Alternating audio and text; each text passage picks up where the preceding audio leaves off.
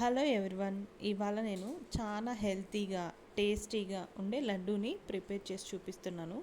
ఇది మెయిన్గా పిల్లల వెయిట్ గెయిన్కి చాలా యూస్ఫుల్ అవుతుంది. నాకు ఒక డాక్టర్ రిఫర్ చేశారు ఇలా చేసుకోమని. సో అందుకే మీకు కూడా చెప్తున్నాను.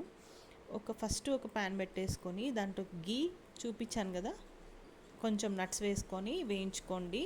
వేయించి పక్కన పెట్టేసుకోండి. వాటిని మిక్సీ పట్టి పక్కన పెట్టుకోండి. ఒక కప్పు శనగపిండి వేసుకొని దాన్ని ఇలా నెయ్యిలో చూసారు కదా, ఈ కలర్ వచ్చి మంచి స్మెల్ వచ్చే వరకు వేయింపుకోండి.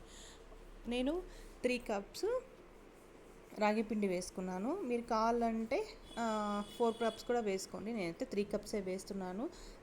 ఇలాగైతే పర్ఫెక్ట్ క్వాంటిటీ ఉంటుందనేసి వీటిని కూడా ఒక పచ్చి వాసన పోయి మంచి స్మెల్ వచ్చే వరకు వేయించుకోండి. దాంట్లోనే కొద్దిగా ఇలాచీ పౌడర్ వేయించుకోండి.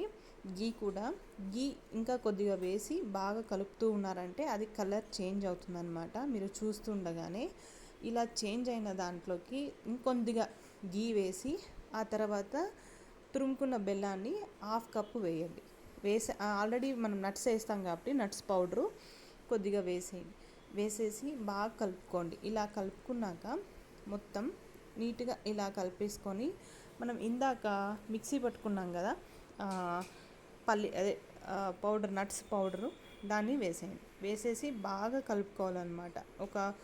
ఎలా కలుపుకోవాలంటే ఇవి పౌడర్ మిక్స్ అంతా అయిపోయిందా అన్నట్టు నీట్గా కలుపుకోవాలి. కలుపుకొని మొత్తం స్మూత్ పొడి పొడిగా ఉండలు కట్టకుండా అలా కలుపుకోవాలన్నమాట. చూపిస్తున్నాను కదా, ఫుల్గా నీట్గా కలిపేసుకొని ఇందాక మనం ఇది వేసుకున్నాం కదా డ్రై ఫ్రూట్స్ పౌడర్, ఇప్పుడు బెల్లం వేసుకోవాలి. ఆ చిన్న కప్పుతో, మీరు అప్పుడే ఎంత కప్పుతో కొలుచుకున్నారో అదే కప్పుతో, ఆ కప్పుతో 1 కప్పు వేసుకుంటే సరిపోతుంది. ఎందుకంటే ఎక్కువ స్వీట్నెస్ అయినా బాగుండదు కాబట్టి. లేదు మేము ఎక్కువ స్వీట్ తినగలము అంటే 2 కప్స్ వేసుకోండి. చాలా టేస్టీగా ఉంటుంది. నేనైతే బెల్లంతో చేస్తున్నాను. మీరు షుగర్తో కూడా చేసుకోవచ్చు. షుగర్తో చేసుకునే వాళ్ళైతే షుగర్ని మిక్సీ పట్టుకున్నామంటే స్మూత్ పౌడర్ అయిపోతుంది, ఈజీగా మెల్ట్ అయిపోతుంది అనమాట. ఇలా అన్నీ వేసి బాగా కలుపుకున్న తర్వాత గీ అనేది మళ్ళీ ఒక 3 టేబుల్ స్పూన్ యాడ్ చేయండి. ఓవరాల్గా నాకైతే 150 గ్రామ్స్ గీ పట్టింది.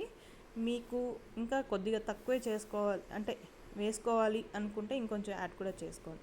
మీరు ఇదంతా కలుపుకున్నాక మీరు కొద్దిగా పెద్ద పాత్ర తీసుకొని వెడల్పుగా కాసేపు ఆరబెట్టండి. మనం తాకగలిగేంత వేడి ఉండాలి అంతే. ఎక్కువ వేడి మీద చేశారంటే బొబ్బలు వచ్చేస్తాయి చేతికి. సో జాగ్రత్తగా స్మూత్గా ఇంకా ఉండలు చుట్టేసుకోవడమే ఫైనల్గా. అయితే చూస్తున్నారు కదా, రాగి లడ్డు ప్రిపేర్ అయిపోయింది. చాలా అంటే చాలా టేస్టీగా ఉన్నింది. మా పిల్లలు కూడా చాలా ఇష్టంగా తిన్నారు. డైలీ ఒకటి పెట్టండి, కంపల్సరీ వెయిట్ గెయిన్ అవుతారు. Thank you for watching.